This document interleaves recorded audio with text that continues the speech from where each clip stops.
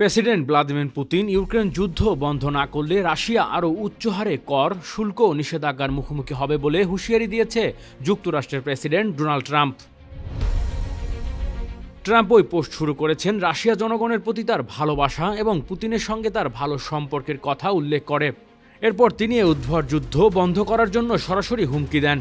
বুধবার নিজের সামাজিক যোগাযোগ মাধ্যম ট্রুথ সোশ্যালে এক পোস্টে এ হুঁশিয়ারি দিয়েছেন তিনি। ট্রাম্প লিখেছেন, এটা শুধু আরও খারাপ হচ্ছে। যদি আমরা একটি চুক্তি করতে না পারি এবং অন্যান্য দেশে রাশিয়া যদি কোনো কিছু বিক্রি করে চলে, তার উপর উচ্চহারে কর, শুল্ক আরোপ এবং নিষেধাজ্ঞা দেয়া ছাড়া আমার আর কোনো উপায় থাকবে না। নতুন মার্কিন প্রেসিডেন্ট লিখেছেন, এখনই একটি চুক্তি করার সময়, আর কোনো প্রাণ হারানো উচিত হবে না। রাশিয়া ইতিমধ্যে সবচেয়ে বেশি নিষেধাজ্ঞার মধ্যে থাকা দেশ। তাদের খুব সামান্য ব্যক্তি ও প্রতিষ্ঠান বা খাত যুক্তরাষ্ট্র ও ইউরোপের নিষেধাজ্ঞার বাইরে রয়েছে। Desk report, metro TV.